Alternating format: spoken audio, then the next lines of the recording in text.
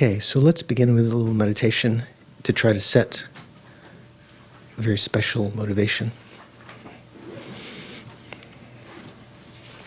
So sit comfortably.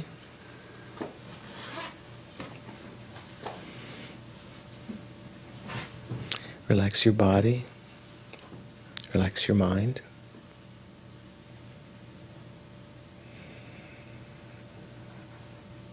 Breathing out the tension, just focus on your respiration. Recognizing when you're breathing in, when you're breathing out.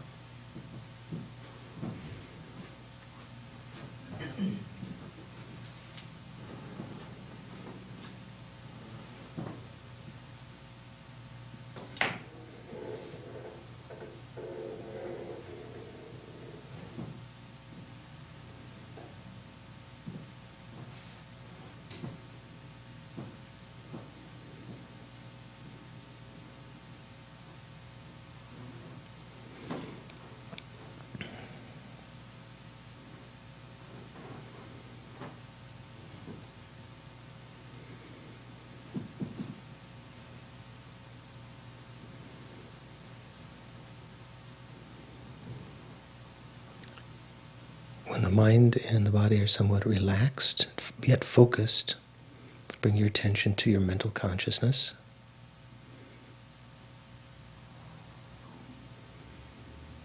Even though your senses are functioning, your sense consciousnesses,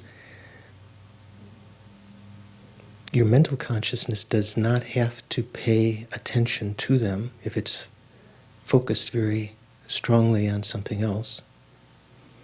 So what is disturbing to your eyes or your ears or your body consciousness and so forth can be left unascertained, can be ignored essentially.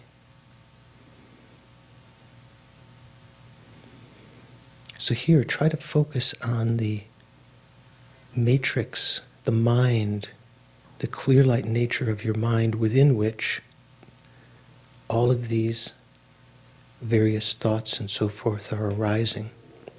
Within the mental consciousness, not within the sense consciousnesses.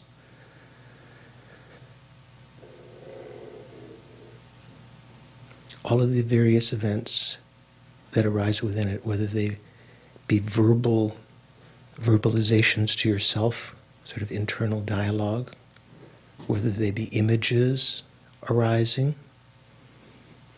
the sense of them being of the past or the future, memories or anticipation, whether there be emotions that are arising, desire or anger, or whether feelings are dominating, unpleasant or pleasant. All of them are transitory. All of them are like clouds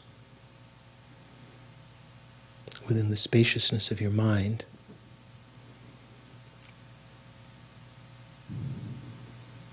Even the sense of the ego, the sense of the body,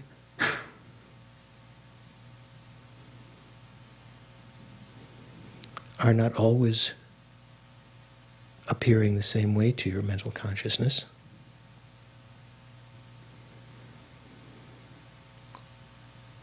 So take as your referent object, your object of observation, your referent, just the nature of the mind within which all of these events are taking place.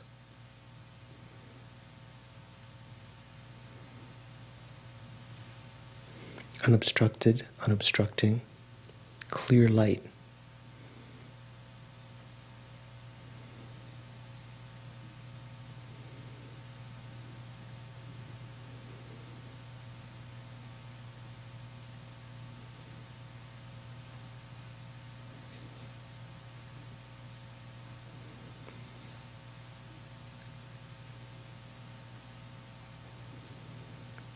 Here it's not observed by your eye consciousness.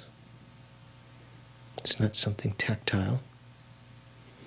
Those inputs from those consciousnesses are arising as data within this clarity of your mental consciousness. So let go of them in succession.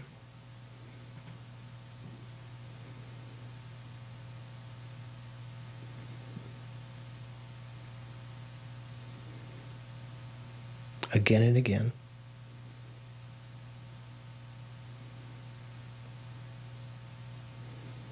Let go of the sense of an I and just dive into the spaciousness of your mind. Be a real Dhaka, Dakini.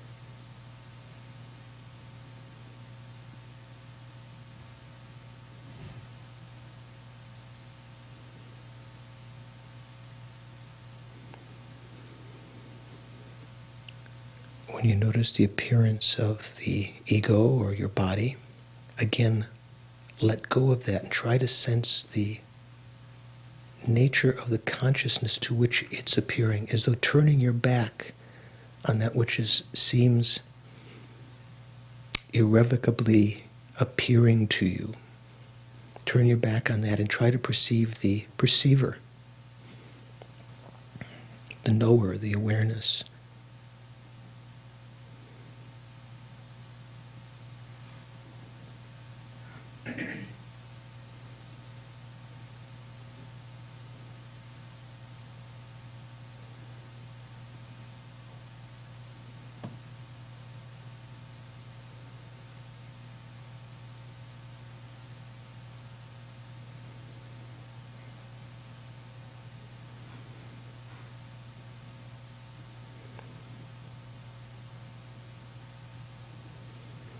Like a vast, clear, empty sky,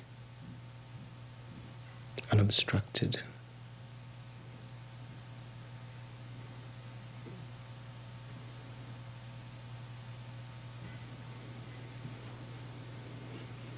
All of the appearances that arise to us, the environment, the experiences that we have, friendships and enemies, disasters, and good experiences, especially the feelings, the sensations of pleasure or suffering, unhappiness. All of these arise in this clarity of the mind for a cause, due to causes and conditions. Outer conditions are part of it. The main cause are the actions that we've done in the past, the karmic seeds that we've laid within our continuum.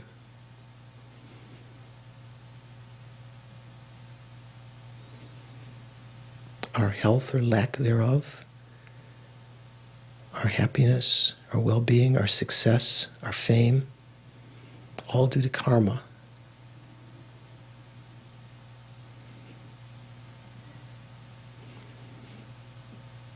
And karma that we created has been generated sometimes from klesha, that is to say, disturbing emotions, one of which, ego grasping,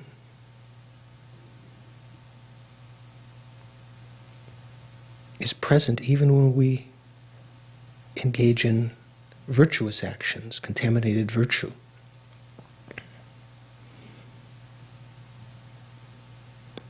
Perpetuating our samsaric existence.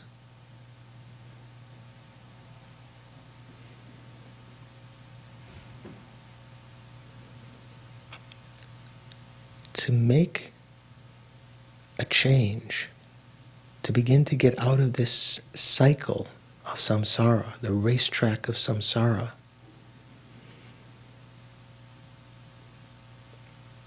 I have to begin to watch my mind, to identify what's happening, to see what's healthy and what's unhealthy, to see what's creating negative karma, what's creating virtuous karma, and at least at the beginning to try to create virtue dedicated toward our spiritual growth, eliminate non-virtue. One of the main activities of a spiritual person, this inner activity, an inner being. We need the support of external actions like prostrations and circumambulations and recitation and so forth. But the real work begins in our own mind with the strength that we get from that accumulation of virtue. We can begin to watch what's happening, identify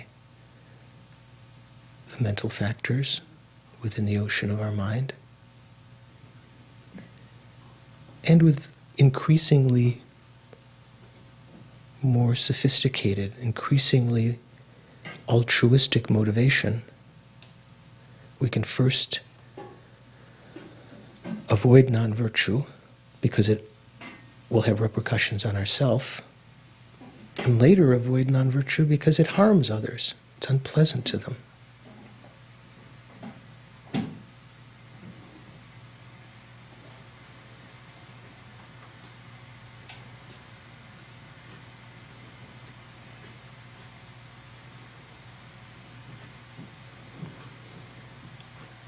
I think all living beings are in exactly the same situation as myself. They want to be happy, want to be free of suffering.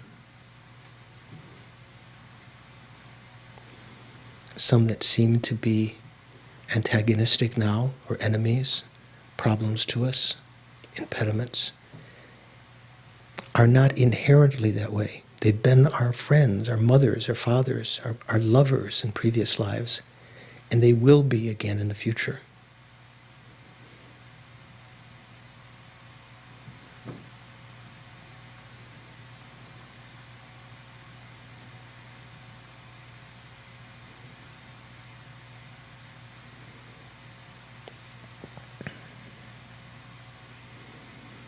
All these beings who have been depthlessly kind to us, just as kind as our present mother has been, both in this life and numberless lives in the past. Beginning to become aware of that, wanting to control the mind for their benefit, not just to avoid negative karma temporarily, but to eliminate it from the root through realizing emptiness.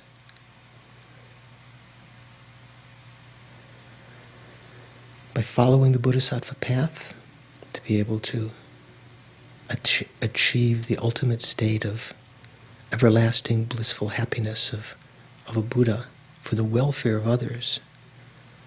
I'm going to participate in the class tonight, this semester, this year, all my Dharma activities with that motivation in mind, to accumulate merit, to watch the mind, to guard morality. In particular, I'm going to listen to the teaching tonight, participate in order to bring about the ultimate welfare of others by achieving the ultimate state of enlightenment.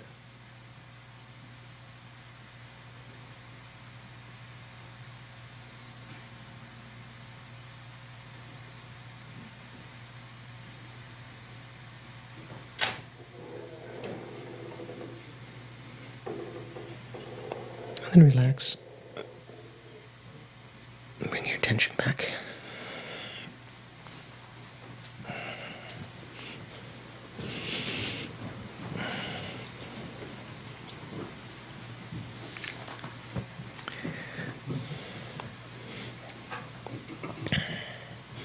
So I have a full house. So how's everyone? What's happening? We have a new governor. That was how long ago? Was that last week? Since our last class, or did we have him last time? I don't remember. Okay. Forgot my glasses. Okay. Somehow this is a lack of mindfulness on my part. I made an effort to put my glasses on my table upstairs to bring down, and I neglected to bring them down. Okay. Try. That's okay. That's okay. That's okay. Sure? Yeah. That's okay. No, that's okay. It's okay. Mark had a big magnifying glass. No. I'm just expressing my lack of mindfulness, the mental factor, virtuous. So, we're just beginning this text called on mind and mental factors that we began to talk about last time by Yeshe Gyaltsen. And some of the people came up earlier, and we had a little Tibetan class, and we went over the title, A Necklace for Those of Clear Awareness, clearly revealing the modes of minds and mental factors. So we began to talk last time about the difference between minds and mental factors. In order to be able to control your mind, in order to avoid creating negative karma, in order to create virtuous karma, you have to sort of get familiar with the terrain. And if you've become proficient in anything in your life, you know that it takes time, and you accumulate knowledge and expertise in a lot of different ways. So this particular subject is getting to the real core of things, to recognize, identify the mental factors and the primary minds in our continuum, in our continua, plural. Once we identify them, then we can begin to see and thereby we can begin to see and become convinced of the shortcomings of the negative states of mind and the benefits of those that are positive. Then we put effort into applying the antidotes to the negative states of mind, and to put enthusiastic perseverance, effort into creating the virtuous ones, like bodhicitta. But it's not just enough just simply to try to apply the antidotes. There has to be some accumulation of merit that acts as a support for that kind of endeavor.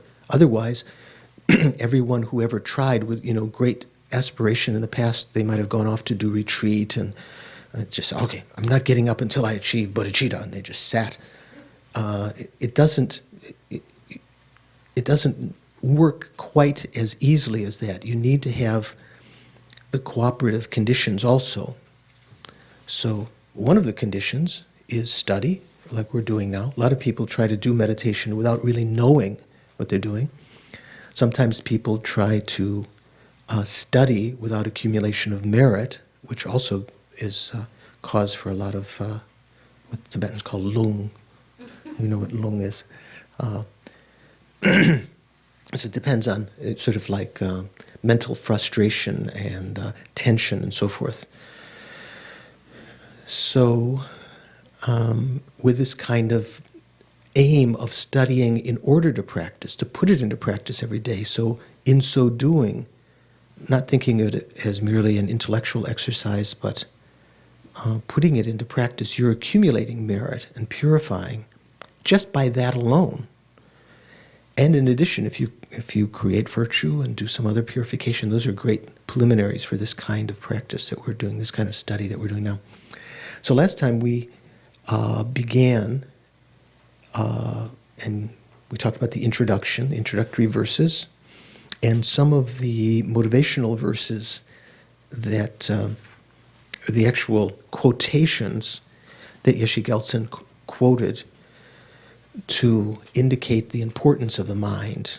Mind is a principal thing. I think I've told you this story before, maybe in one of the other classes.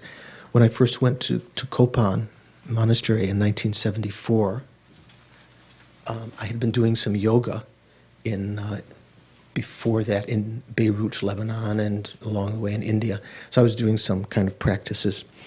And one of the first things that we did in the first couple of weeks at Kopan, we began doing the Shakyamuni meditation, visualizing Buddha Shakyamuni in front and reciting his mantra and imagining light radiating out, purifying sentient beings. And I remember when I was doing this meditation, I was getting this pain in the middle of my chest. And I thought, well, maybe it's due to the yoga I'm doing. Maybe I shouldn't be doing this yoga. I don't know where I got that idea. And I had planned an interview to see Lama Zopa Rinpoche. Maybe you remember this story, no? You remember? Yeah. And Lama Zopa Rinpoche was teaching the course. This was called the 7th Meditation Course in 1974. But before I had a chance to have that interview, in one of the lectures, Rinpoche was giving a discourse. And like you, I was kind of half paying attention and half daydreaming, thinking about other things. And Rinpoche said, "Heart is the nature of fire." I immediately paid attention because I have this pain in my heart. And he said, while you're in cyclic existence, inevitably there's going to be problems. It's not surprising. I mean, it's totally, it's a no-brainer. What do they say? A no-brainer? We say that? There's some other expression. It's like, of course there's going to be suffering while you're in cyclic existence because that's the nature of cyclic existence. One of the problems that we have is that because of our attachment, because of our stubbornness, we don't let go of things and we become tense and we don't let go of that state of mind that feels unhappy with the suffering. I mean, of course it's important to feel disgusted with suffering and want to try to eliminate it. But when there is suffering and it's inevitably there, let it, if you just don't focus on it, let it go, you can begin to have a state of mental consciousness within which you can work. So I found this very fascinating. And in the next meditation, when we were doing the Guru Shakyamuni meditation, instead of focusing on this pain in my heart, I thought, okay, this is my karma. Some karma is ripening. I'll just let it be, and I'll just let it be there in the background and just focus on the meditation. As soon as I did that, the pain went away. So I was so pleased. So the next coffee break, soybean coffee break, I met with some of my friends outside and I told them about this. I said, this is fantastic. I had this appointment to see Rinpoche and he answered my question in class. And they said, oh yeah, what did he say? And I said, remember when he said heart is the nature of fire? And they all went, what? He said heat is the nature of fire. Excuse me, heart is the nature of fire. And really we hear what we need to hear sometimes. Maybe you hear something, I say something and you think it's profound and it was just baloney on my part. But with a virtuous state of mind, a questing mind, it's said that the Buddhas themselves, like when Lama Zopa Rinpoche teaches other great beings, they speak one word and everyone who hears it in a way that's suitable for their own mind. So it's all in the mind. When I went to see Rinpoche eventually, and I told him about yoga I was doing and so forth, and he said, remember the advice he said? It's all in the mind. It's all in the mind. You know how the Rinpoche repeats something many times? It's all in the mind. So although in Tibetan Buddhism there are some kinds of physical regimens, different kinds of the 6 wheels of I call them exercises of Naropa and different things like this. They're not the major thing at the beginning. Some point along the line that may be important, but the main thing at the beginning is your own mind. And this is the thrust of some of these quotations, some of them talking about the real ultimate way to control the mind is by understanding the ultimate nature of reality, understanding emptiness, because all of our mental defects arise from grasping to ourself as a findable ego, which each and every one of us is doing now, unless you're an Arya being in disguise. How do I know? You could all be Buddhas for all I know, sitting out there. I'm the last sentient being. You're all out there giving me the chance to give some lecture. How do I know? You're all just take different appearances. So we talked about this last time, and we had gotten to the point of actually beginning to identify the difference between minds and mental factors. So when we talk about mind and mental factors, or minds and secondary minds, this word, some of the people who'd come up and we did a little in Tibetan, sem means mind, essentially means primary mind. Primary mind means any of the 6 consciousnesses, the nature of that consciousness just being clear and knowing, being able to perceive the mere entity of the perceptual field. That's called primary consciousness or mind. Part and parcel of that, within that mind, it does have the ability to experience some particular aspects of the perceptual field, to distinguish, to have to experience feelings with respect to the perceptual field. Those events within any consciousness, they're not of a different entity from the consciousness, from the primary mind.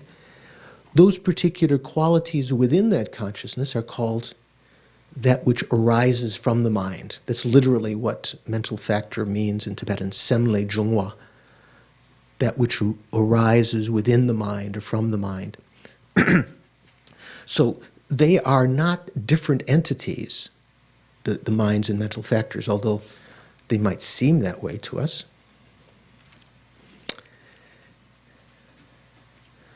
So, let's see here. So we began to talk about on page 11, there was a quotation from the Madhyanta Vibhanga, which is one of the 5 texts of Maitreya. That which sees an object is a primary consciousness. That which sees its attribute is a mental factor. Did we get that far last time? We're going beyond that, right? So this is, I'd mentioned, there are kind of 2 famous definitions for explaining the difference between minds and mental factors, and this is one of them.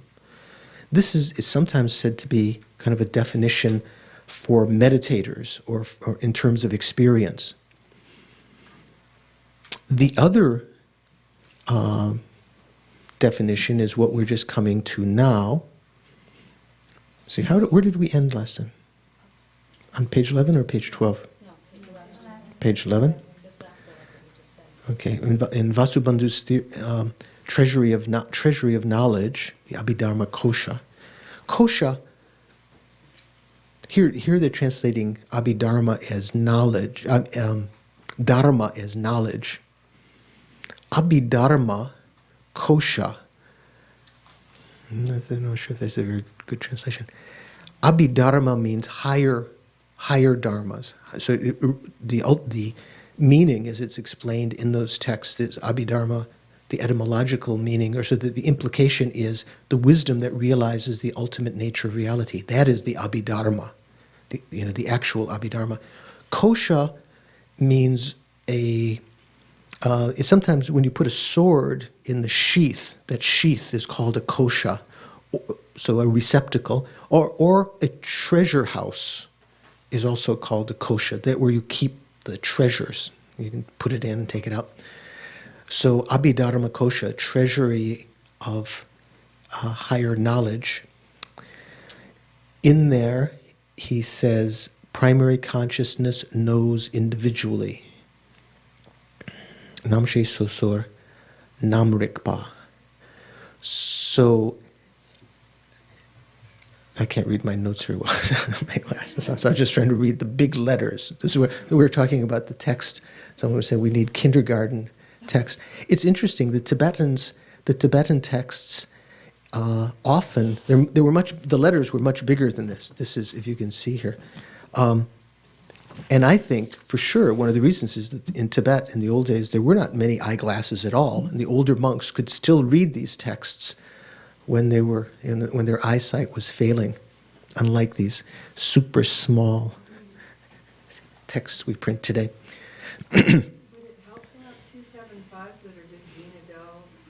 I don't know. Maybe. Okay. Yeah.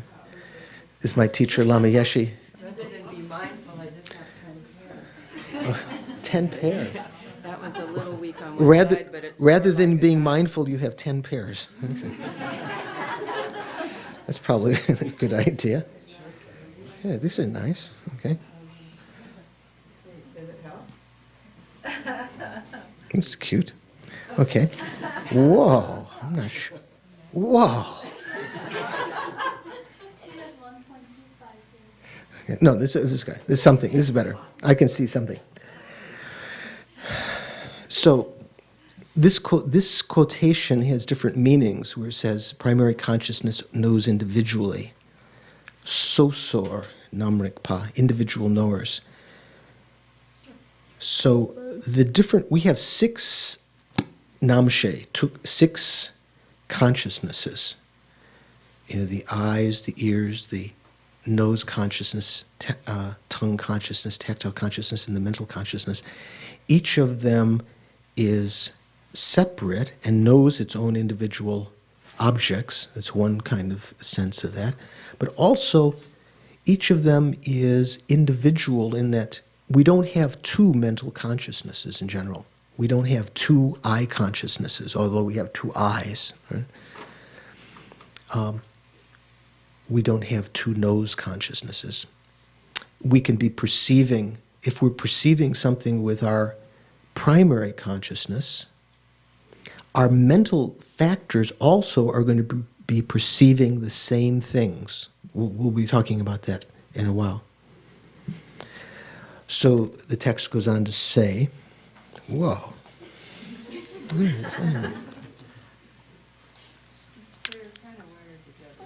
Oh, I see. They're way at an angle like this. I see. Whoa. Okay, that's good. I don't know. Because I thought the desk was like this suddenly. I say, cool. Okay.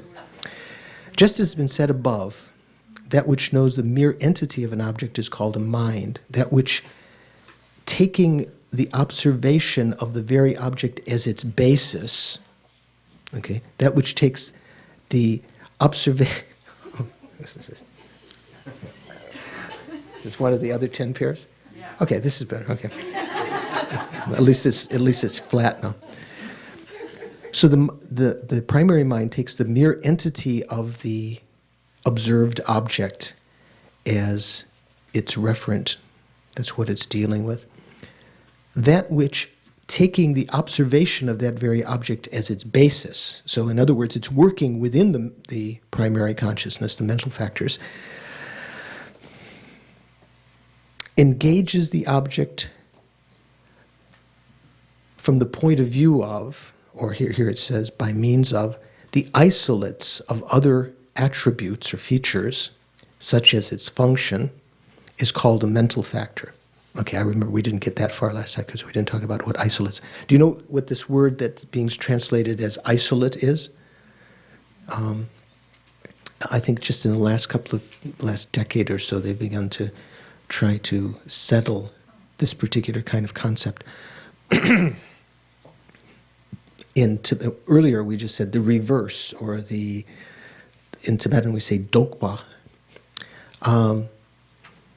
is a very famous subject in Indian logic, talking about how we, for instance, in terms of how the conceptual consciousness knows things. Conceptual consciousness develops mental images of things. Remember, some of you have studied about conception and so forth, via a process, an indirect process of excluding other things. So we have a mental image of a pot that is developed, it's said in logic anyway, by being that which is the opposite of a non-pot. Have you heard that before? You haven't heard that? Oh, you weren't, okay, you should have heard that before. You've heard that before, but it was inattentively received. So when the mental image is kind of like the appearance of the opposite of the entity. Say, for instance, the mental image of a cow is the appearance of the opposite of a non-cow. What do you think, Jamie? What's a non-cow? A non-cow, like mathematically, everything other than cow. Like if you had one of those crayon books or something, and you said non-cow, then you put some color everywhere other than cow. Then opposite of non-cow comes back to cow again, right? So this word isolate is related with that kind of phenomena, philosophical construct. Here we could actually, one doesn't have to go into the detail about that, but we could just, in some of the other places, the word isolate is not even mentioned. But it's kind of saying, the reason it's being put there is this, I think. Minds and mental factors are the same entity. They're not different entities, but still they're conceptually different because they can be conceptually conceived of differently, the functions within the mind as opposed to the general quality of the mind itself. So it's talking about the isolate, that which isolates the mental factors is this particular kind of construct. So that which takes the observation of the very object that the primary mind is observing as its basis, that it begins from there, but engages in that object from the point of view of the isolates of other features, other attributes, such as its function, so forth, is called a mental factor. So there are different kinds of, we'll see in this quotation from Gyaltsabje, one of the two main disciples of Lama Tsongkhapa. Here in his text on Abhidharma, I believe, a mind, or main mind, such as a sense consciousness apprehending form, is explained to know individually its object. This was the quotation from the Abhidharma Kosha above. Primary consciousness knows individually. Just so, such a main mind does not depend on ascertaining consciousness being produced. Rather, it is distinguished by merely observing form. One should know the mental factors in its retinue. So what does that mean, in its retinue? Sometimes we say that the main mind is like a king, maybe like a rock star, maybe today we would say. Because rock stars have retinues, right? groupies or whatever, they have their manager, the whole entourage that come along with them. So the main mind and the mental factors are never separated, like a king and the retinue. Do you know what retinue means, Jamie? The retinue of, what's another word? Entourage. You know what the entourage means? Or the group, the groupies. The king's entourage or retinue are those people, the servants and the minister, they always travel with the king and are never separated. And so the main mind is like the king, and the mental factors are sometimes said to be like the retinue. So it's being used in that sense. So we talk about the main mind and its retinue mental factors. Again, they are qualities of the mind itself. From one point of view, conceptually, we can conceive of the main mind, but in that same entity, we can kind of conceive of its various functions also, so that we can, those isolates, those various qualities within the main mind, which engage the object in various ways, not just the mere entity of the object, are called mental factors. One should know the mental factors in its retinue by way of each of their various functions. Once one has taken that observation of form as the basis, for instance. Say, for instance, if a visual consciousness observing form, you should know the mental factors in the retinue of that, let's say, eye consciousness, once you've taken the observation of form as a basis, by way of each of their various functions, the various functions of the mental factors, such as moving the mind toward the object. Now, what does that mean? What mental factor moves the mind to an object? Do you know? Intention, right? Or attention? Attention. Is that what you're saying, Brish?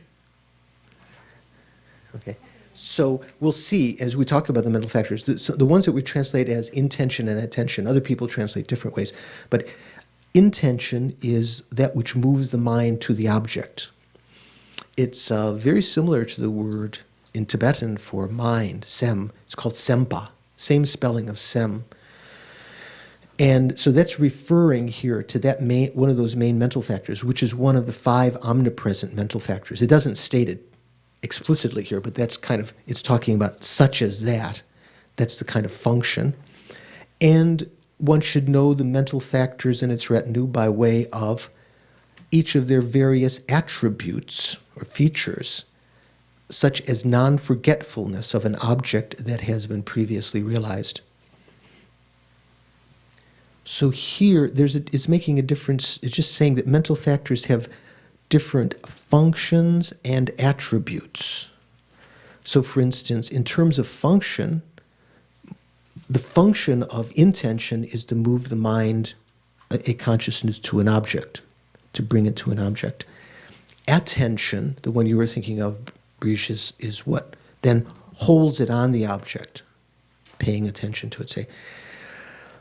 Mindfulness has the attribute, rather than the function, of the quality of not forgetting the object. Actually, it's the function of mindfulness is to hold the mind, hold an object that has been previously realized in mind. And one of its attributes is to not forget, So here it's just, it may sound, at first reading, it may sound quite complicated, but what it's just saying is that the mental factors should be known by these various kinds of qualities they have in terms of their functions or their attributes. Sometimes they have both functions and attributes. Therefore, a main mind is a knower distinguished by mere observation of the object itself. This is repeating, and does not need to be posited in terms of other attributes. Here it doesn't mention isolates, right? A mental factor is a knower that, taking the observation of that very object of its basis, engages the object by means of the isolates of other attributes, such as the outcome of its function. So here it's being a little more philosophical and technical again.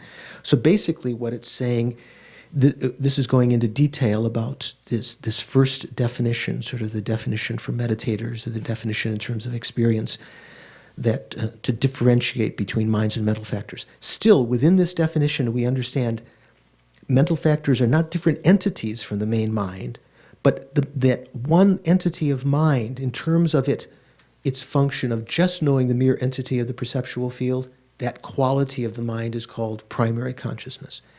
The quality of the mind that has particular functions within that, like the waves within the ocean, are called mental factors. Okay? So basta, as they say in Italy. Basta. So qualm, it doesn't say this in the text. This is kind of implied, the word qualm. This is like you know what a qualm is? Do you know? Is it Robert? You know? Steve. Steve, sorry, Steve. Qualm would be a misgiving? Yeah, a misgiving, a doubt, yeah. Kind of in the sense of a philosophical, like, well, you say this, but if that's true, what about this? So here, this is how they're translating. This is just, literally the text probably just says, if someone asks, are a mind and its mental factors one entity or different entities? So the way they've translated is they put qualm. Response, the author says, if someone were to ask that, are minds and mental factors one entity or different entities? The Abhidharma Kosha, as they translate the treasury of knowledge, says, mind and mental factors are definitely simultaneous. Almost sounds like they're answering a different question, right? You said, are they one entity or different? And this is, they're simultaneous. It's like, what was the old one? Do you walk to school or do you carry your lunch? It's like, well, or what's the other famous one? Do you still beat your wife? What can you answer? You can't answer yes or no, right? Do you still beat your wife?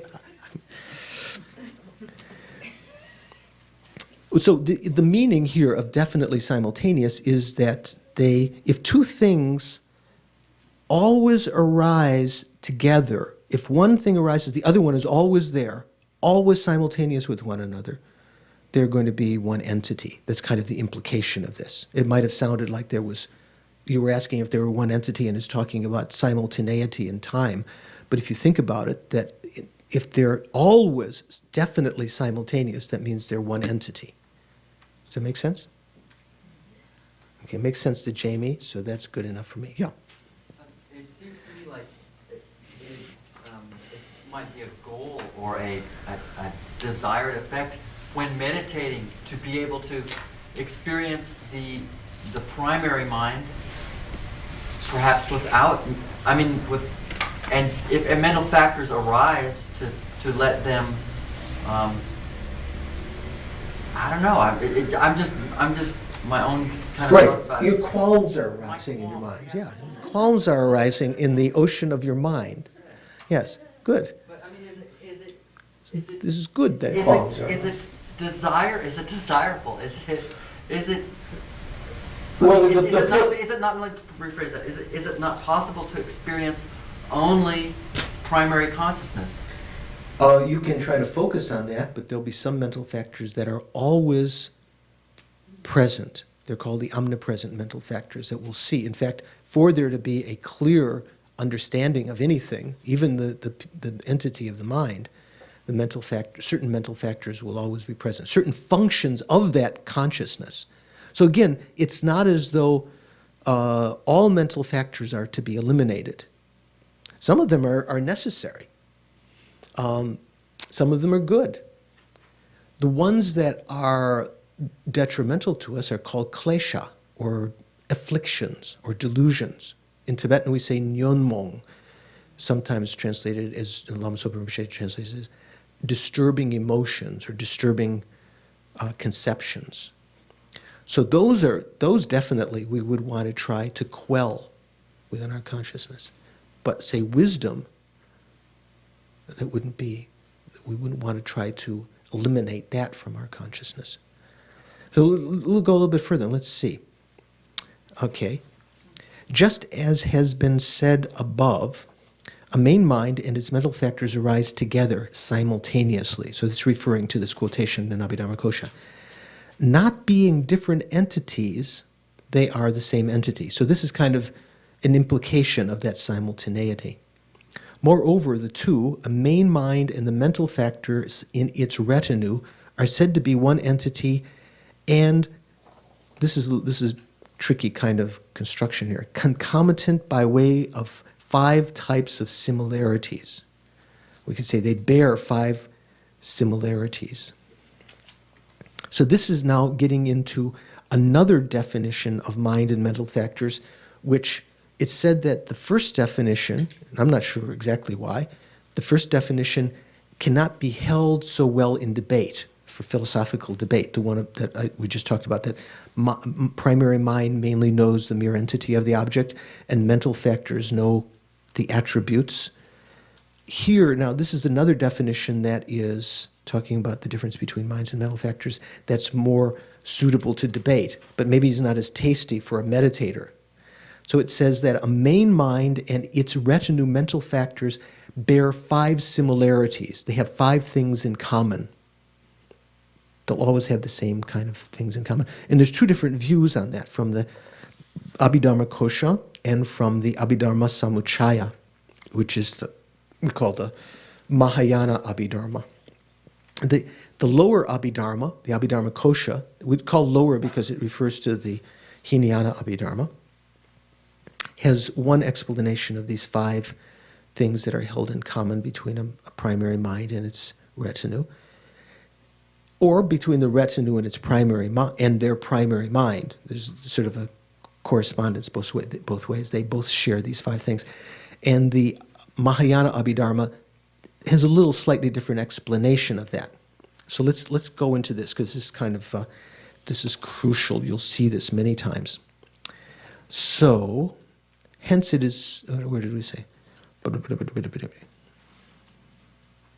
Not being different entities, they are the same entity. Moreover, the two, a main mind and the mental factors in its retinue, are said to be one entity. That was one thing. And concomitant by way of 5 types of similarities. So this is a separate statement.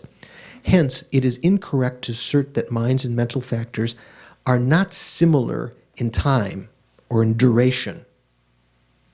So this is talking about the simultaneity in terms of entity and so forth. It's not right. Here, you could, instead of time, you could say duration.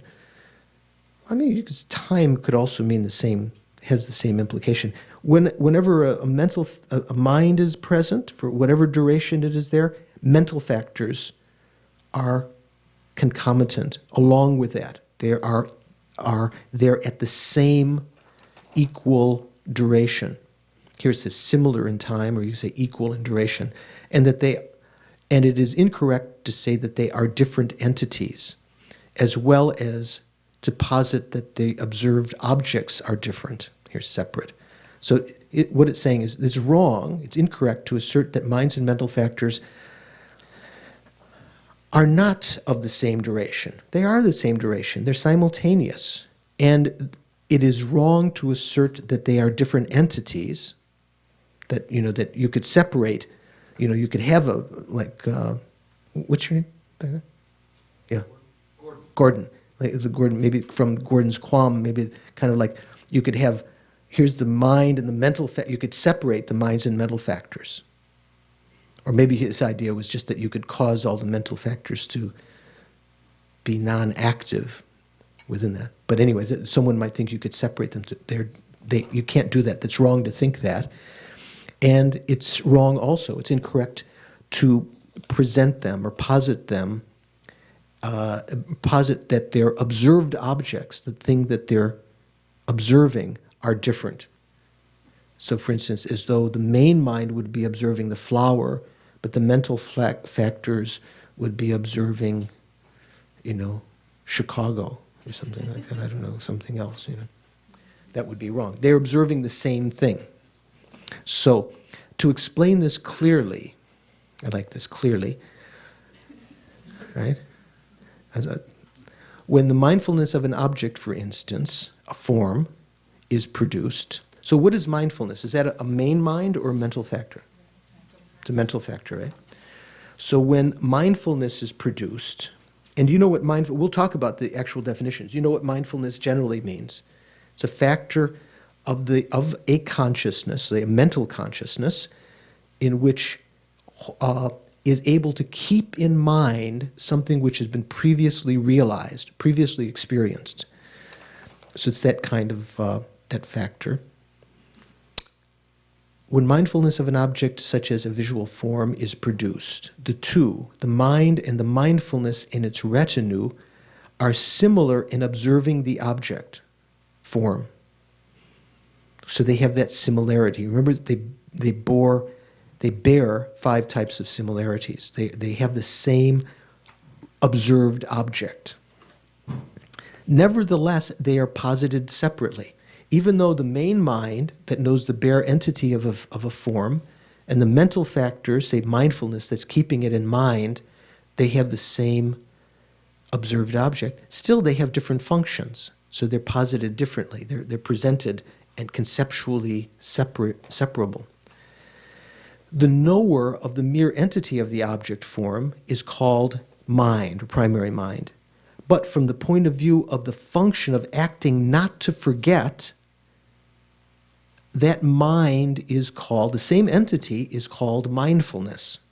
It's not like mindfulness is somewhere else. Like you could say here, there's the main mind knowing the flowers, and the mindfulness is over here. It's actually part of the same entity. Is that like a subsequent cognition? Is that like a subsequent cognition? I'm not sure. What does that have to do with it? I just wonder. It's like, what? I had this great, when I was in college, we had a literature class, I think sophomore year or something, and this one professor, he considered himself quite bright, and he was like always putting the students down. And I remember one time he asked something about Dostoevsky or something, and one student went off on some long spiel, and he had some glasses like this, he had a little slightly balding head, a little bit like this, maybe he had a little hair here, and he was smoking a cigarette, and this guy went on and on and on, and afterwards he went, "So what?" It's a little bit of a put down, I think, at that time. But, so what? What are you talking about? I mean, would mindfulness be like a subsequent cognition of the main? Of the main mind? No, they're always simultaneous. Any mental factor is always going to be simultaneous with its retinue primary mind. You could call with its its main mind. Retinue usually refers to the assembly of mental factors. So the two of them are always going to be together. It's like one ocean, and you're just looking at it from different points of view, in which you give these various names in terms of main mind or mental factors. The knower of the mere entity of an object is called mind, but from the point of view of the function of acting not to forget, that mind is also called mindfulness. It is not the case that they have separate entities like a pillar and a vase. Or is it a pillar and a vase? Is it just English and American, or is there different? What's a vase? Did you grow up in Chicago saying vase or vase? We didn't have, we had pictures. We didn't have, we didn't have vases or vases. My father grew up in Chicago saying vase. It's vase, yeah. Okay, so it's just different pronunciation, okay. So what's this? This is a famous example, pillar and vase, pillar and vase. They're separate entities. You can not only can you conceive of them separately, you can conceive of mind and mental factors separately, right? But they are the same entity. That's why you have to think of them in terms of this sense of isolates. Do you know what I'm saying? But a pillar and a pot are things you can separate. You can break the pot and the pillar is still there, or you can carve your initials on the pillar and it doesn't affect the vase or the vase.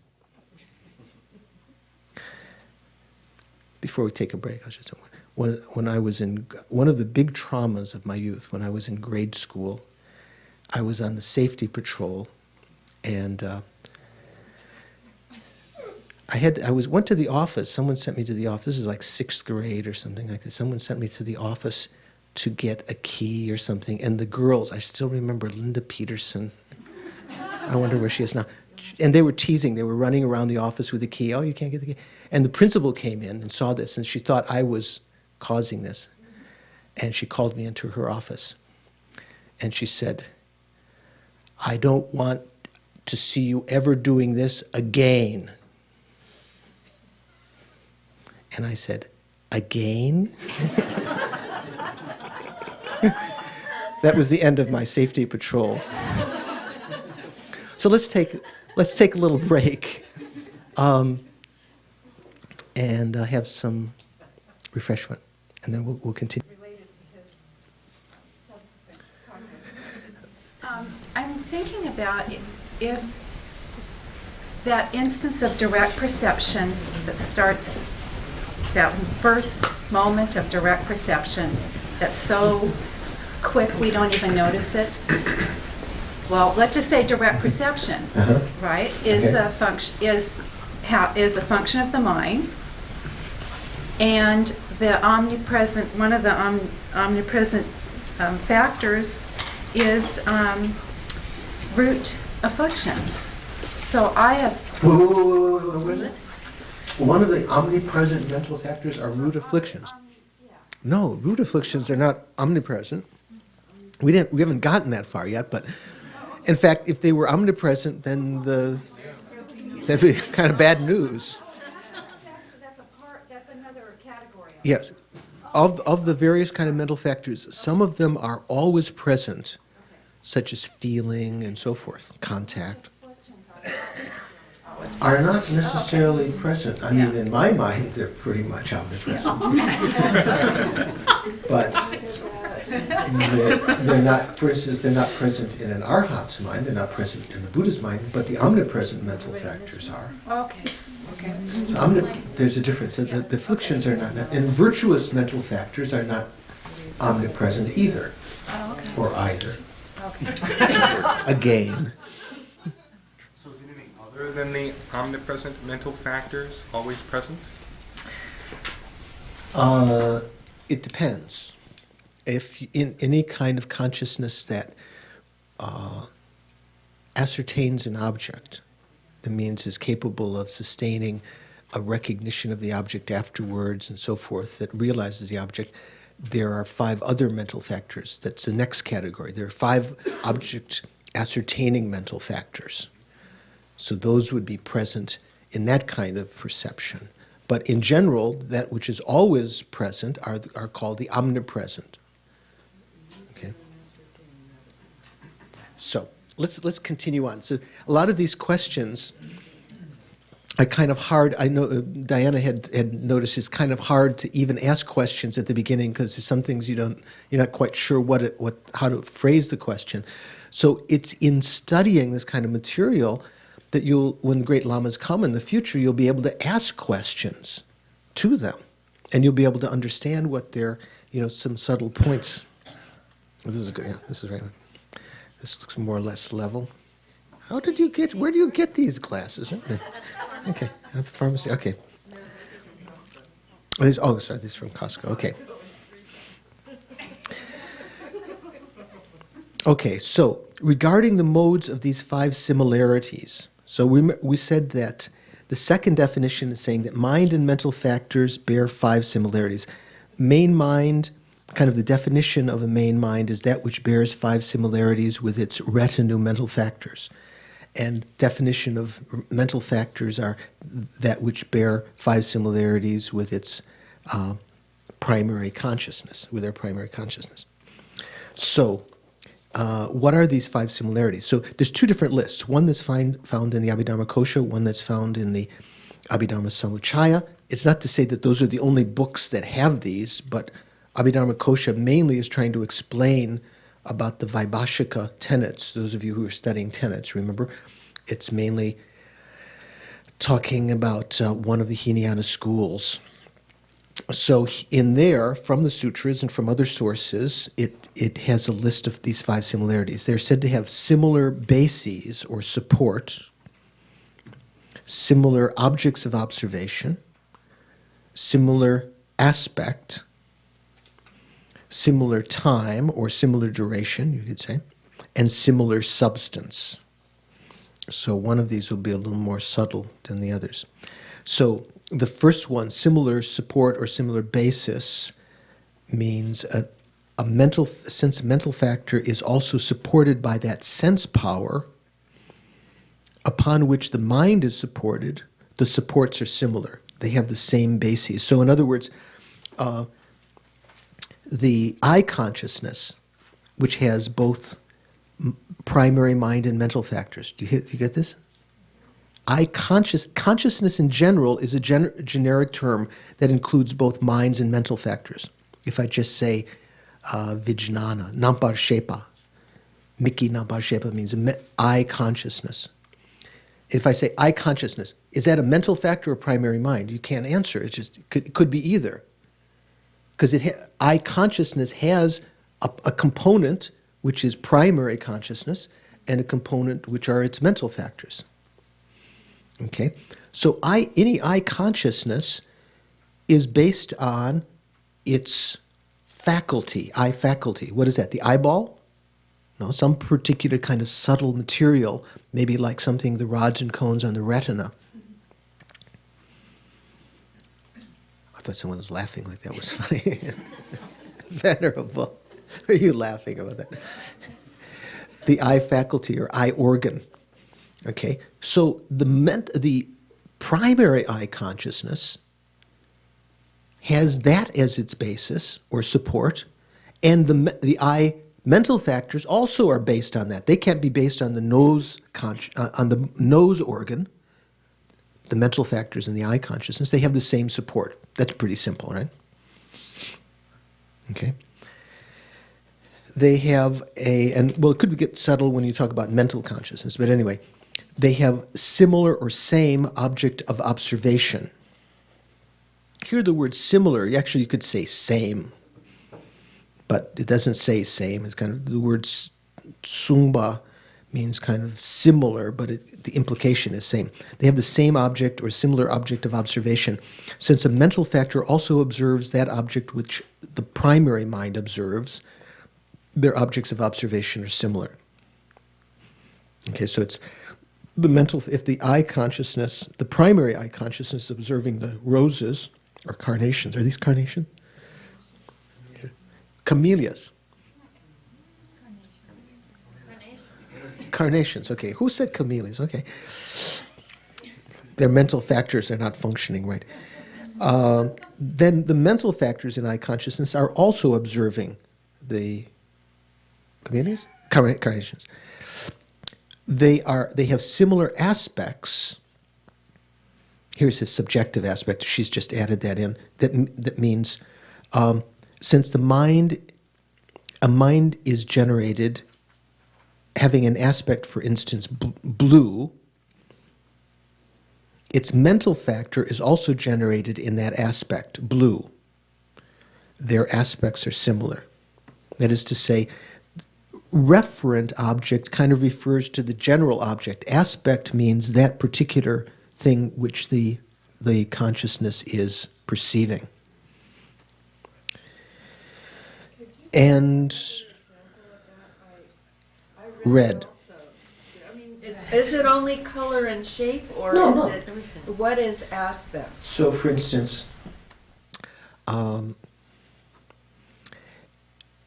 if my mental consciousness is observing ice cream, and it is perceiving it as attractive or captivating, that would be the aspect of that mental consciousness, how it's grasping it, perhaps. Then they have similar time or duration. I like duration better. So time works only a little bit. I mean, tu in Tibetan, the Tibetan word tu, time, can mean just a time, but also can mean a duration, a period. They have similar periods or durations. Are you with us, Medina? You don't have a text? Okay, I didn't catch it. Okay. Since a mind and its mental factors are simultaneous in regard to the three, production, abiding, and cessation, their periods, their durations are similar, their times are similar. What does that mean with respect to the three, production, abiding, and cessation? Anyone have an idea? There we go. In plain English, the beginning, the middle, and the end. So when the primary mind is being generated or produced, the mental factors are also being produced. And when the primary mind is abiding, having been produced, the mental factors are abiding. They have the same duration. And when the primary mind is dissipating, or what's the word they use here? Ceasing, the mental factors are also ceasing in unison. So they have the same periodicity or the same duration or the same time, similar time. And now here the fifth one, similar substance, according to this text says, and I don't find it's completely clear to myself, just as minds of a similar type, in Tibetan it says ritun, which means similar class. Sometimes that means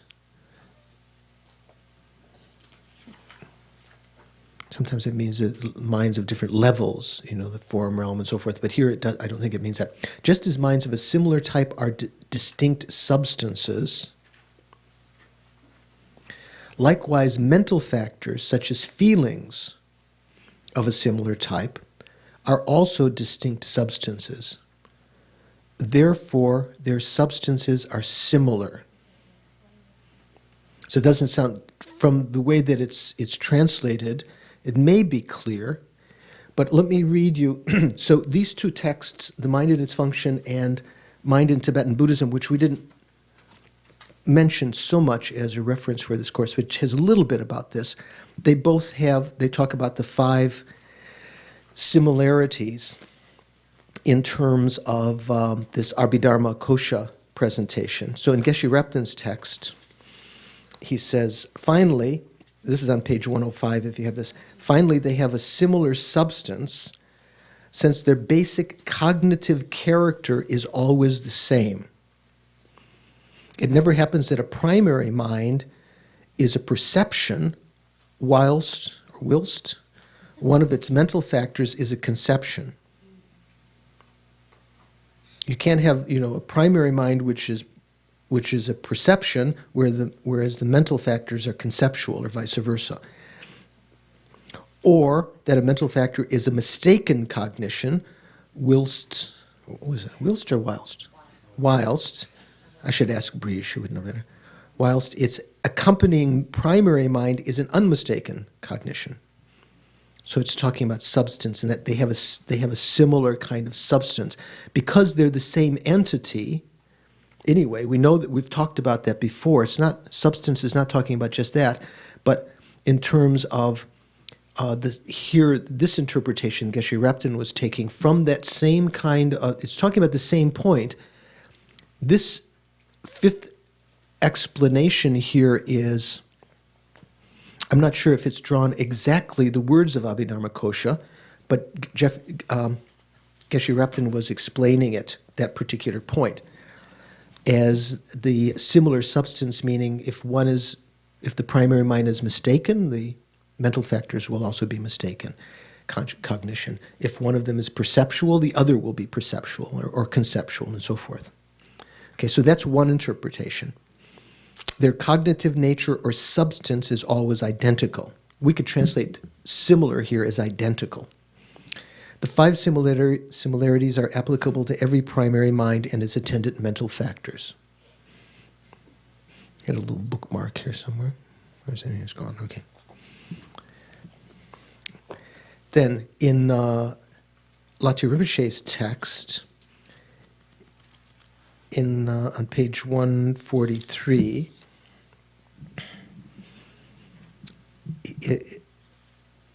here it says, the fifth factor, only a single substantial entity. This is having 5 aspects of similarity. A mode of having similarity exists because, for example, the two, an eye perceiver and the feeling accompanying it, have the same object of observation. We talked about that, right? For example, and thus are similar with regard to the object of engagement, the engaged object. That's what the object that's being engaged. They have the same mode of apprehension, and thus are similar in aspect. Remember we were asking, was it Briege, did you ask, or someone asked, or maybe Karen asked for another explanation of aspect. So it refers to how it's being perceived, the mode of apprehension. This is in the explanation in Lati Rinpoche's book. They occur at the same time and thus are similar in time. This means that their times of production, abiding, and cessation are the same. So this is the similar here. They have the same uncommon empowering condition and thus are similar in basis. That was the first one here, similar, what did he call it? Support. I said basis also. So it's referring to the faculty or empowering condition. Now the fifth one, only a single substantial entity of feeling arises as the accompanier of a single substantial entity of eye perceiver, and thus they are similar in substantial entity. That's a different meaning than Geshe Rapin's explanation, right? Elaine, do you follow? It's my feeling also sometimes. So this thing about similar substance has a little bit of, in terms of its interpretation, there are different interpretations of it. Geshe Rapin was saying that they're the same substance in the sense of if one is perceptual, the other will be perceptual. If one is conceptual, the other will be conceptual. If one is correct, the other will be correct, and so forth. They're the similar cognitive substance. Whereas I believe that this explanation of Lati Rinpoche's is a little more common.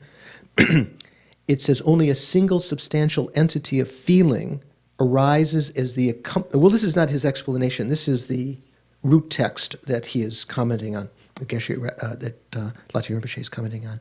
Only a single substantial entity of feeling arises as the accompanier of a single substantial entity of eye perceiver, and thus they are similar in substantial entity. This means that two different substantial entities of feeling, or two different feelings, which are substances in a sense, or any other mental factor for that matter, would not be generated as the accompaniers of one main mind. Does that make sense? At least on the level of understanding what the words mean.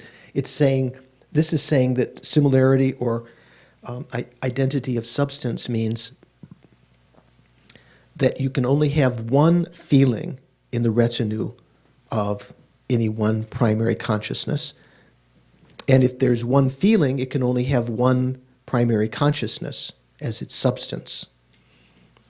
Okay, they're not bifurcated or they're not multiplied. So this particular kind of confusion, I'm not sure, but I think it arises because of this. There is a phrase that came earlier that we sort of glossed over quite easily from the Abhidharma Kosha on page 11.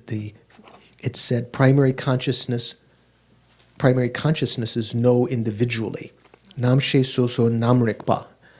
So this is a little bit kind of famous, comes in different places. Also in the sutras it says a similar kind of statement. And what it sometimes means is related to this thing that Lati Rinpoche was explaining, I believe, that there's only one continuum of mental consciousness that's knowing a particular object.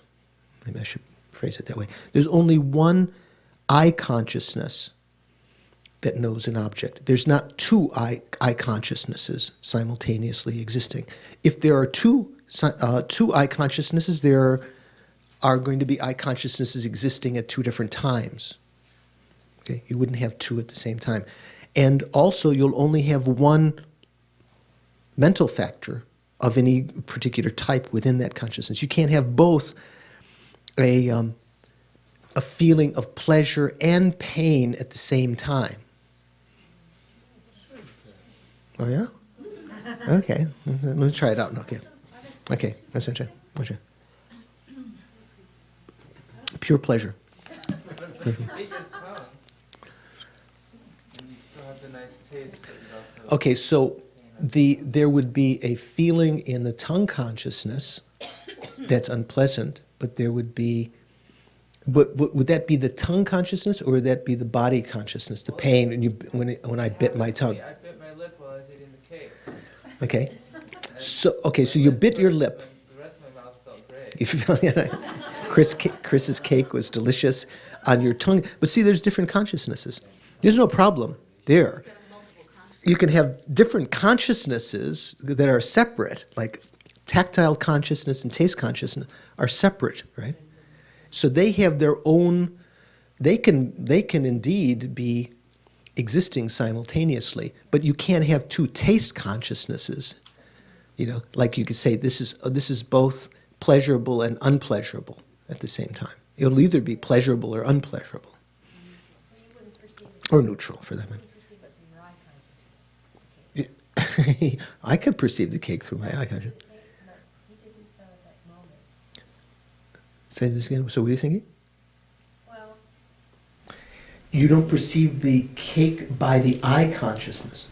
at the time that he's perceiving it through the taste. Well, not. You could. You could. Oh, You so could. it could be simultaneous. Like, for instance, Not this is crossing over.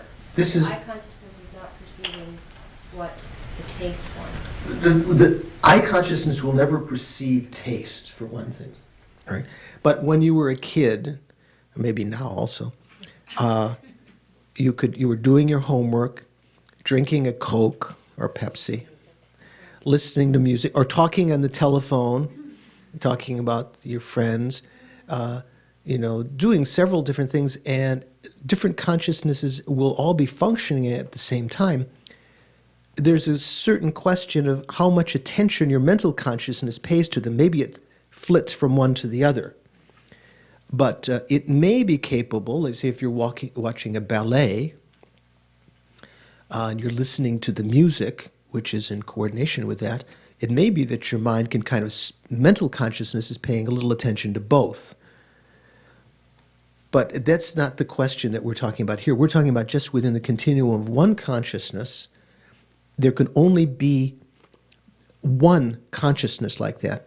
Like say in the eye, there can only be one eye consciousness. And within an eye consciousness, there can only be one of each of the mental factors. That's one interpretation of the similarity or identity of substance, that they are similar in that way, that they have one substance. As consciousness main mind only has one substance, mental factors only have one substance. That seems to be a little more prevalent explanation of that point in the Abhidharma explanation than the one that Geshe Rapton gave, though I can't say for sure. So now there's another explanation from the Abhidharma Samuccaya, which was written by a Sangha, which is called the higher Abhidharma, in that it's talking about the Mahayana Abhidharma. So it's drawn from the Mahayana Sutras. So here, some of the names are the same, some are a little bit different, the order is different. First one is similar substance, whereas the last one in the last list was similar substance. The second is similar object of observation and aspect. So it puts observation and aspect together, whereas in the other one, those two were numbers 2 and 3. It has similar entity, whereas that was not one of the ones before. Maybe a little bit related to several of them. Similar duration, although the explanation may be a little bit different, maybe the same. And similar realm and level. So that one's definitely different also, right? So what are these? Actually, these two, probably both are true. They bear all of these similarities. But here this is just talking about what was emphasized by Buddha at different times.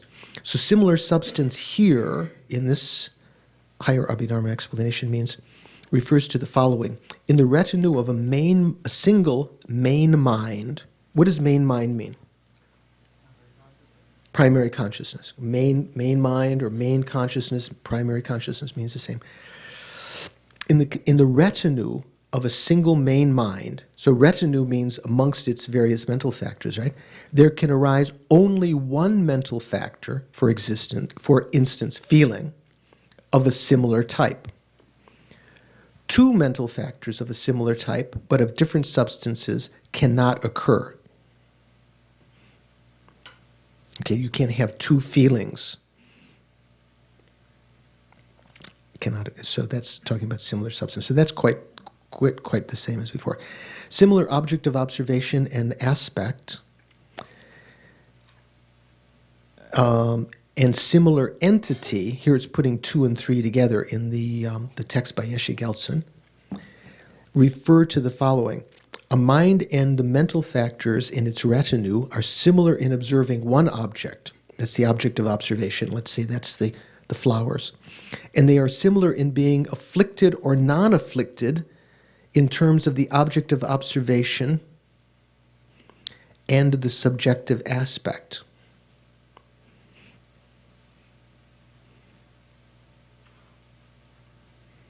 I'll have to check the... I didn't even notice that before. I'm not sure what that means, so I'll check and try to explain next time. Does anyone have an idea? Is it clear to anyone? This is the first part there is talking about, remember we talked about before having the same object of observation and having the same aspect. One referred to how you engage the object and how you apprehend it, the mode of apprehension, the aspect. Here it may be saying the same thing. It says they have the same object, the mind and mental factors have the same object of observation, the same referent, and they are similar in being afflicted or non-afflicted. That's probably talking about being, when we talk about deluded or non-deluded, right? Afflicted, in terms of the object of observation and the subjective aspect.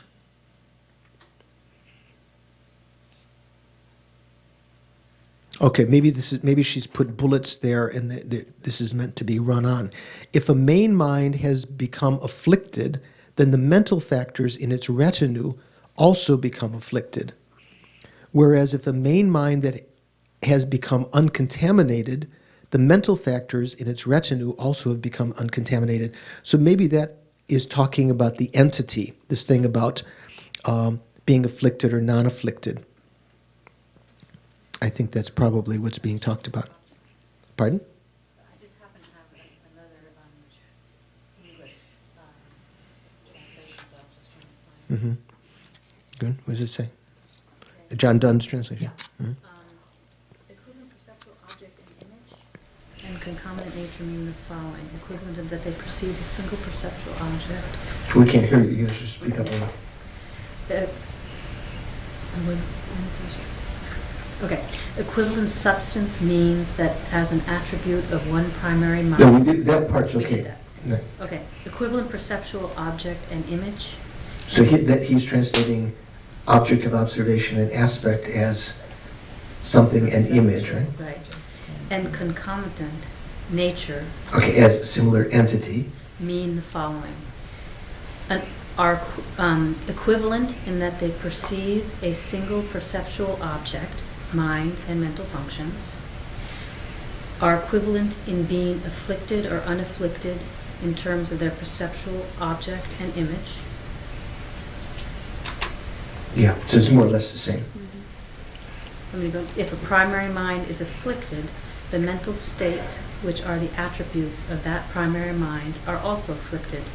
Likewise, if a primary mind is uncontaminated, the mental states which are the attributes of that primary mind are also uncontaminated. Okay, that's the reason we've left that translation behind and moved to this one, because this is a little more clear. A little more consistent also. So he's translating retinue as attributes and so forth. So this is talking about the entity a little bit like Geshe Repton was talking about similar substance, meaning if one is of a certain substance, one is conceptual, the other will be conceptual. If one is afflicted, the other will be afflicted, and so forth. Similar time or period or duration refers to the following. A main mind and the mental factors in its retinue are simultaneous in regard to the three, production, abiding, and cessation. So that's the same. Now this one is different, similar realm and level. So there's sort of putting some of them together and adding this one refers to the following. If a main mind is a mind of the desire realm, then it is impossible for a mental factor of the form or formless realms to arise in its retinue. It's kind of interesting, huh? And it is impossible for a mental factor of the desire realm to arise in the retinue of a mind of the form realm. That realm in which the main mind is included is also necessarily the realm in which the mental factor in its retinue is included. So this, you might say, well, so what? Like my college professor said, so what? If you were to develop shine, you know what shine is? Shamatha? You know, the single-pointed concentration. If you have actual shine, you actually have at that point a mind included in the form realm. So at that point, none of the mental factors of the desire realm can arise while you're in that concentration. So you'd usually, certain mental factors don't occur in the form realm. I think anger does not occur in the form realm. You can have other delusions, you can have attachment and other things. So you haven't ceased that, but that mental factor could not arise because that's of a different realm. So there's some relationships like that. So regarding minds, that means primary minds, another text by Vasubandhu called A Discussion of the Five Aggregates, the Pancha Skanda Prakarana, says, what is a primary consciousness? It's kind of like a rhetorical question. The texts are often written like that. Do you teach like that, Lisa? Sometimes you ask a question and then you give the answer? I talk like that. So we often talk in our ordinary language like that. What did he say to me? Let me tell you. So it's like that. What is a primary consciousness? He's giving the own answer. It is that which knows an object of observation. And in the Abhidharmakosha, primary consciousness is no individually. So he's just repeating some other quotation that we had earlier. The omniscient Gyaltsab. Who's Gyaltsab? Gyaltsab Je is one of the two disciples of Lama Tsongkhapa, also taught that the definition of a mind is a knower that is distinguished by knowing the mere entity of an object. The way of explanation of the ornament of reasoning on valid cognition, this is the text by Dharmakirti called the Pramanavartika, has already been described above. So more or less we've settled these two main definitions. When primary consciousnesses are divided, there are 6 groups of consciousnesses. It is just as has been said in the Compendium of Knowledge. What are primary consciousnesses? They are the 6 groups of primary consciousnesses: the eye, ear, nose, tongue, body, and mental primary consciousnesses. So when it talks about, here it says, what are the primary consciousnesses? There are these 5. Are there also 5 sets of mental factors? Yeah, they all have mental factors. All of those groups have mental factors, right, within them. Then question. Or you don't have to put the word question there. What is an I primary consciousness? It is an individual knower. Remember, that was kind of the general definition.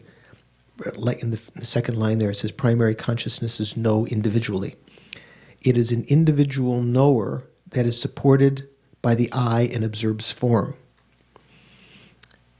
Ear primary consciousness, it is an individual knower that is supported by the ear, that means based upon the ear faculty, and observes sound.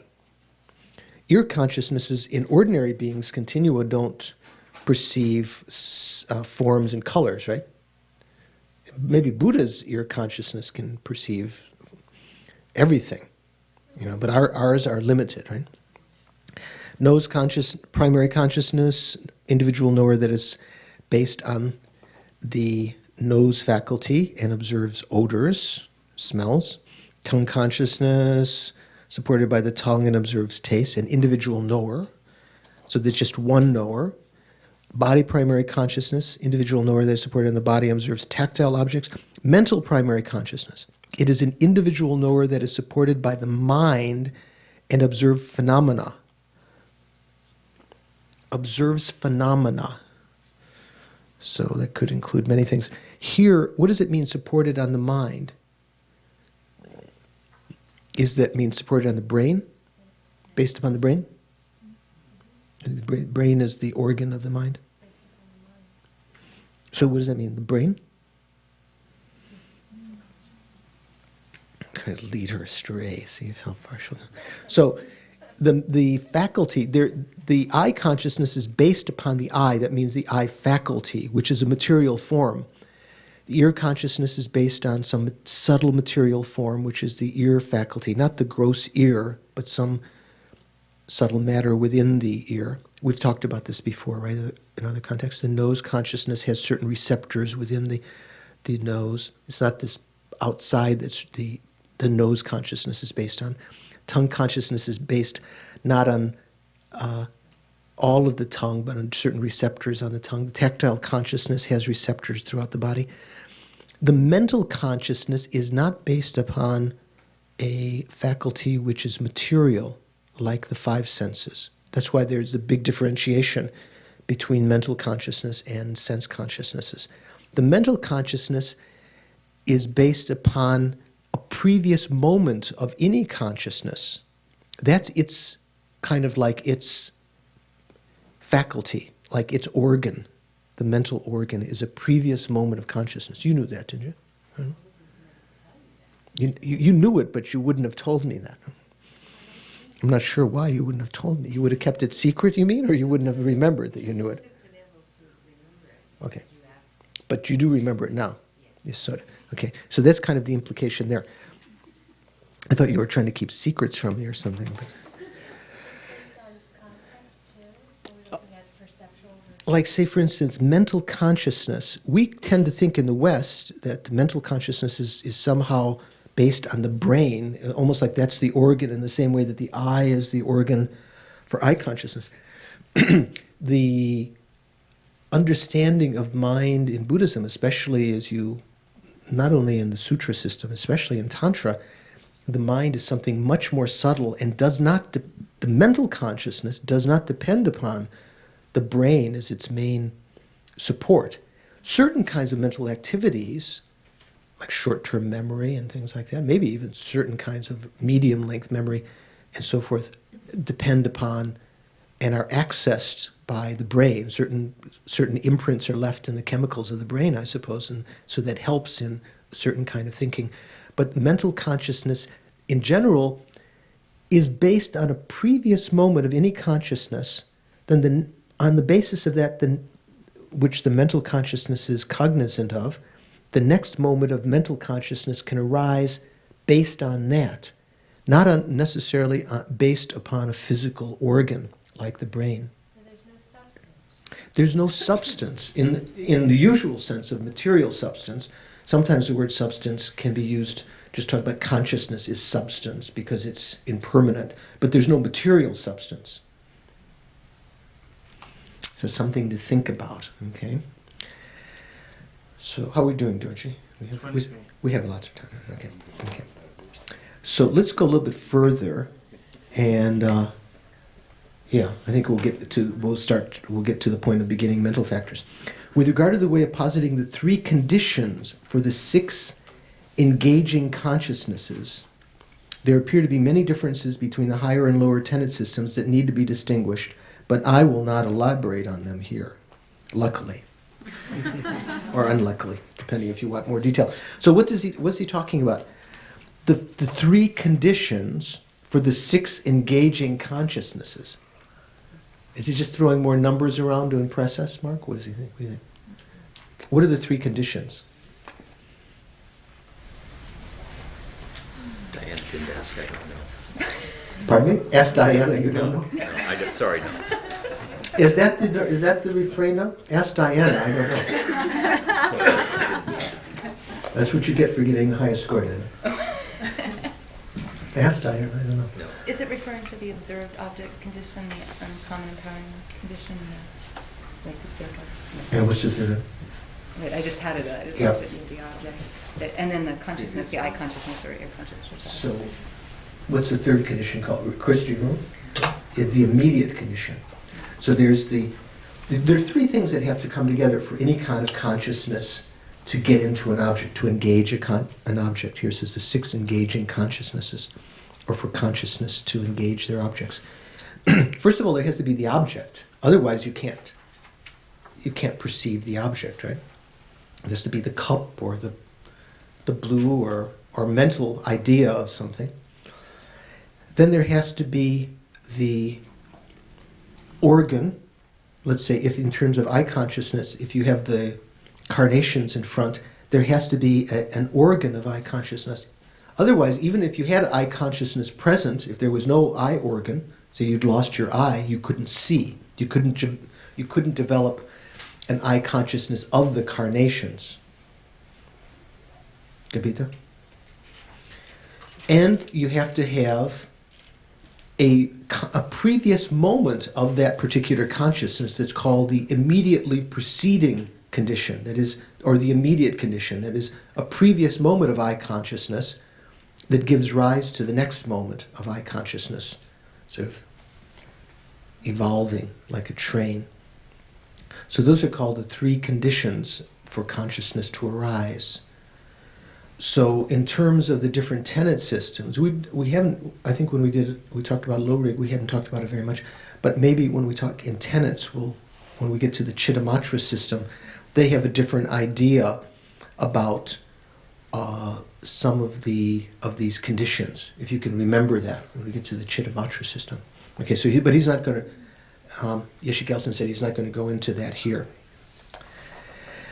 So although the so-called mind basis of all and afflicted mind, these are that have been explained in the text of Asanga and his brother Vasubandhu, although they have been explained there, here I merely wish to write about the identities of minds and mental factors common to the higher and lower tenet systems as an essential branch of developing an understanding of the way in which actions and afflictions bind us to cyclic existence. This occurs on the occasion of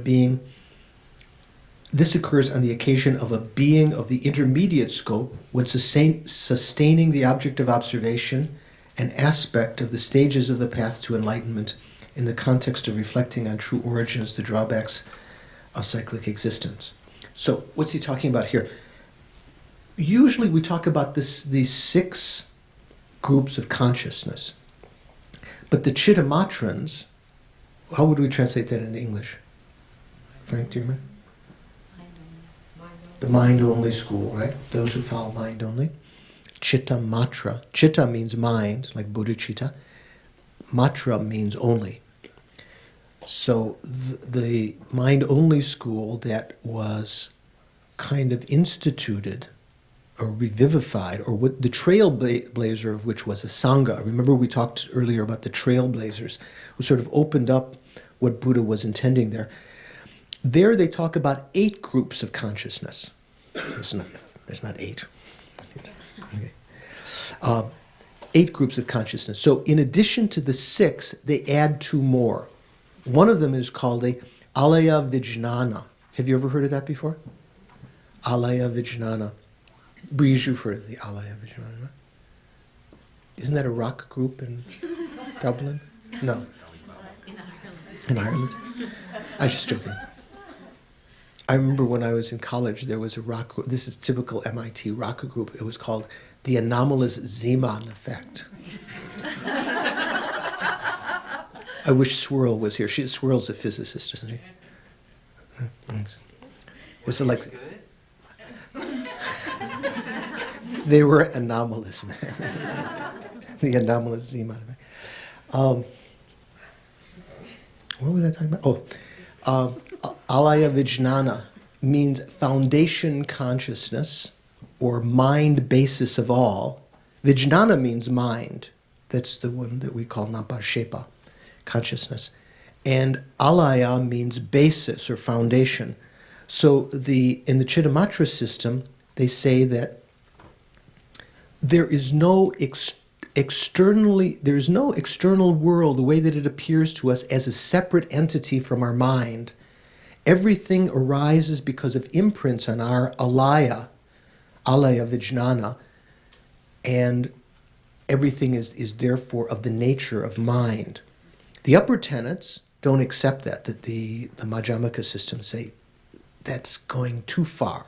That's not right. There is an external world that is of a different entity than our mind, although our mind perceives it. There's a dependent arising that's external to us. There are various kinds of problems with that particular kind of idea, but it can be very fruitful, as Kirti Sencho Rinpoche mentioned. With that particular kind of tenet system, that kind of understanding of reality, you could make very high realizations in the practice of Tantra, even achieve very high realizations, illusory body and so forth. So here, that's one of these 8 consciousnesses. So they say in addition to the 5 senses and the mental consciousness, which are the usual 6 groups, there are 2 more. The alaya vijnana, the foundation consciousness, or the mind basis of all, and another one called the afflicted consciousness. How does she translate it here? Afflicted intellect, afflicted mind. So that is a mind that's very subtle mind with that connected to that alaya vijnana, which misconceives that to be a true self. Something like that, misconceives the self. So here he says he's not going to be talking about those because he wants to be talking about that which is common between the upper and lower tenet systems, the general kinds of 6 consciousnesses that are common to the Hinayana and the Mahayana tenet systems. And, as I say, here I merely wish to write about the identities of minds and mental factors the common presentation, as an essential branch of developing an understanding of the way in which actions and afflictions bind us to cyclic existence. This is what we were talking about before. Because if we talk about minds and mental factors like this is an essential kind of thing to understand how actions, that is karma, and the things that motivate the karma, the afflictions, how that binds us to cyclic existence. Because remember last time we talked about the 4 Noble Truths, the origin of suffering. The second Noble Truth basically is comprised of what? What is the origin of suffering? Remember we talked last time. Karma and klesha. If you could remember that would be very useful, because all of our suffering, the immediate cause of all our suffering is our karma. If Maureen has a toothache, or if George is cranky or whatever, it's because of our past karma. That's why that arises. If your luggage is stolen, or you become famous, or you're attractive, or you die, or any of these things is because of your karma. How does that karma come about? Because of klesha, basically. And amongst the klesha doesn't mean only the delusions that we think of, anger, attachment, but even klesha includes grasping to true existence. There's 2 kinds of ignorance and grasping to, what do they call it? The wrong view of the transitory collection are also included in klesha. And those 2 mental factors take place even in virtuous actions, contaminated virtue. So klesha doesn't have to be only creating negative karma. You might think the delusions always create negative karma. The klesha, right? They don't. They sometimes, in some cases, klesha, like grasping to true existence, can create contaminated virtue. The usual things we call virtue. You think, I am going to make prostrations to the Buddha. Right.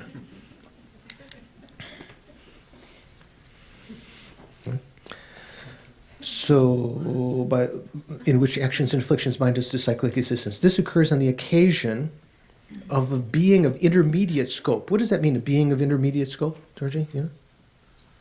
Would that be right? One that sees the benefit, not only for oneself, the greater scope would be for the altruistic, but before that would be, I think, seeing beyond just this life, seeing the benefit of practicing dharma for future lives as well. No, that would be the person of initial scope. Oh, okay.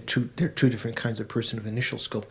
So even similar to most of our world religions, from a Buddhist perspective, most people fall into what the stages of the path of Lan Rim would say, the practitioners of initial scope, that are aiming to have some happiness in future lifetimes. So on the basis of that, they're capable of refraining from certain negative actions, killing or stealing, or they engage in certain virtues. They make generosity so that they can become wealthy in the future, or they observe morality so they can become attractive, and so forth.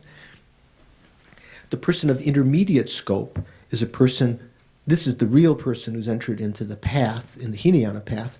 They take as their understanding, gosh, even I'm born as a god or a human with Bill Gates in the future, that'll finish. And anyway, it's junk.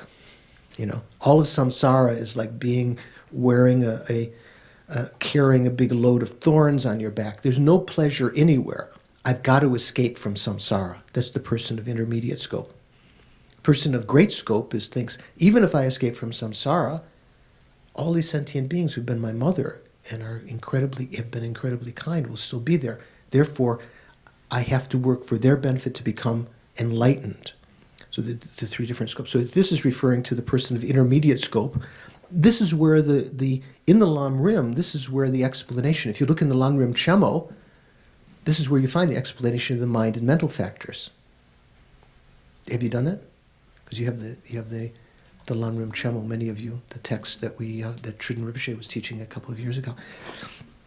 So this occurs on the occasion of a being of intermediate scope when sustaining the observation and aspect. That means when meditating on the stages of the path to enlightenment in the context of reflecting on the true origins of cyclic existence, which is karma and klesha, and the drawbacks of cyclic existence. Nevertheless, the manner in which the mind basis of all exists, this is something that's accepted by the Chittamatra system, or does not exist, and so forth, is an especially crucial, difficult point unshared by the upper and lower tenet systems. It's not something that's common, that they both accept or they both reject. Furthermore, Asanga and his brother, Asubandhu, are followers of the sutra unraveling the thought, the Sandhi Nimorchana Sutra, which is the basis for the so-called third turning of the wheel, one of the sutras of the so-called third turning of the wheel of Dharma. When differentiating between the interpretable and the definitive scriptures, they posit the mind basis of all and explain all phenomena as being the nature of mind only. So the Sandhi Nimorchana is one that in the third turning of the wheel has its own explanation of what constitutes definitive sutras and what are the interpretable sutras. The protector Nargarjuna and his spiritual son, Aryadeva, are followers of the King of Meditative Stabilization Sutra and the teachings of Akshayamati, the Akshayamati Nirdesa Sutra. On the basis of those, they set forth their explanation of what is the definitive and interpretive meaning of the sutras. They do not accept the mind basis of all because they see that as an interpretable meaning, because the Buddha did mention that in some of the sutras, and explaining the intention of sutras which teach the mind basis of all as being of interpretable meaning and bearing an underlying intention, they conclude that all phenomena are merely imputed by concepts. So mainly what this is saying is that he's not going to go into these other two consciousnesses in the explanation of mind and mental factors, because the higher tenets don't accept it, and it's not common to the Hinayana. And if you have a chance eventually to study one of Lama Tsongkhapa's most difficult texts on sutra was this text called the Dangne Lekshe Ningpo, the essence of good explanation of what is definitive and what is interpretable in the sutras. So he went through the Vaibhashika and the Sautrantika, mainly the Chittamatra and Svatantrika and Majjhimika, all of their interpretations of what constitutes definitive sutras, what can be taken, what really meant, what is meant by definitive. In some cases it just means literal, what you can take literally, right? And interpretable is what you have to take with a grain of salt. I remember some years ago, some young, at that time, now in retrospect we'd call them hippies, went to see the Dalai Lama. And supposedly they asked the Dalai Lama, what would you call policemen who beat the protesters over the head? And supposedly, I don't know if this is really true, but supposedly the Dalai Lama said, pigs. This was probably what they expected to hear, right? I don't know if that's really true or not, but that would be an example of an interpretable statement, right? Just like when Lord Buddha taught Ajatasattu, the son of the king who was at Bimbisara, who he'd imprisoned and then who died before Ajatasattu had a chance to let him out. And he'd also caused the death of his mother, I guess. And he was in incredible anguish about this and couldn't practice at all. It was completely catatonic. And when the Buddha came to him and said, mother and father are to be killed. That wasn't a definitive statement on his part. This actually had an underlying intention, as is some of the... It's not so clear here. This is almost presupposing you know a lot of this language. When it says bearing an underlying intention, these kind of interpretable statements.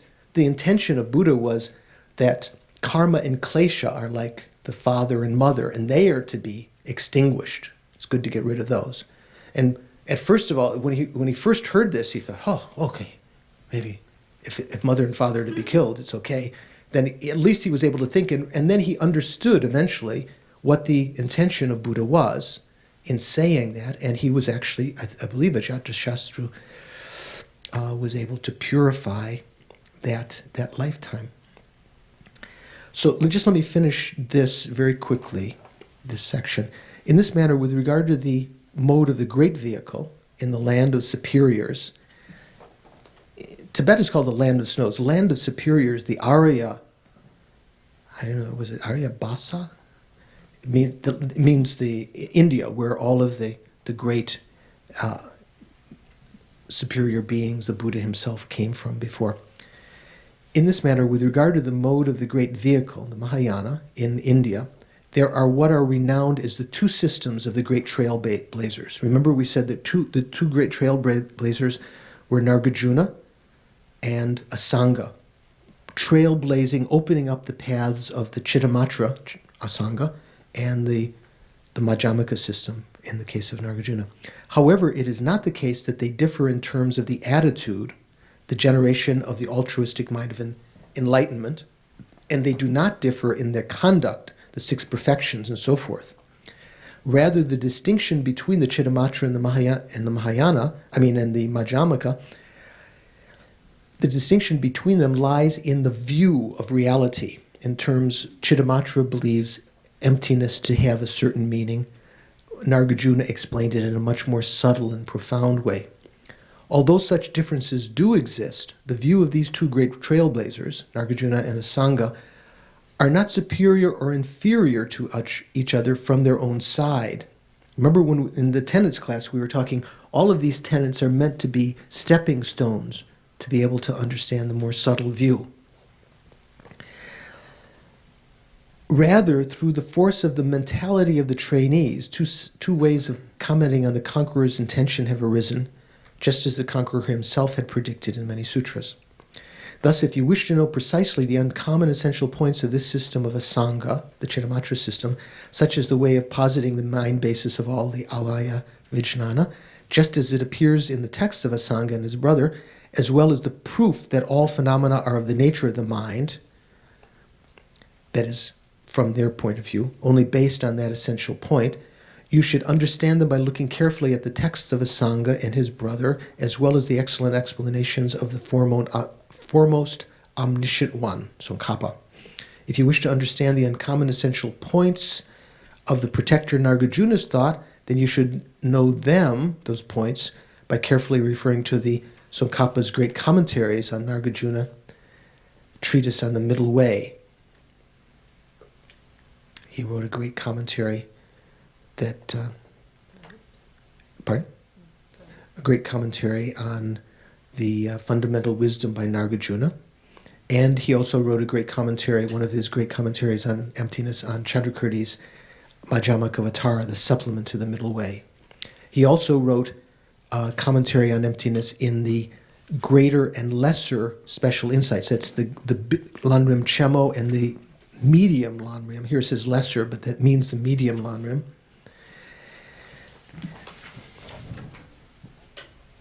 These are the excellent explanations difficult to find in the three worlds. And the other text that Tsongkhapa wrote, especially on emptiness, was this one on the explaining the definitive and interpretable meaning of the sutras.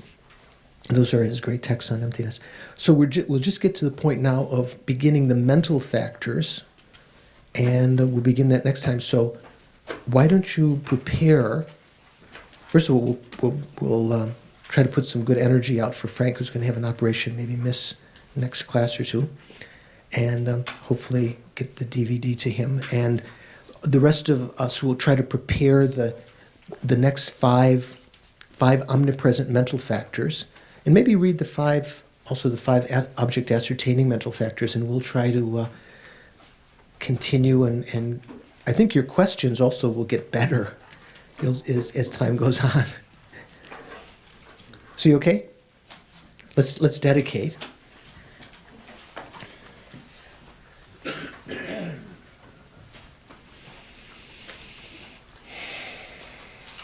So as we learn about the mental factors, we'll understand one of the mental factors is aspiration.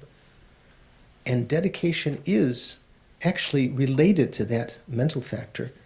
It's aspiring that the karma that we've created will ripen in a particular way, trying to link that up.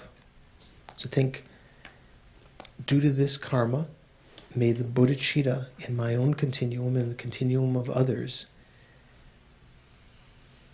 be generated, that which has not yet been generated, and may the bodhicitta that has little sprouts, perhaps little inklings of it that has been begun to be produced, may it never be impaired in any way, never decline, but may it increase more and more due to these merits.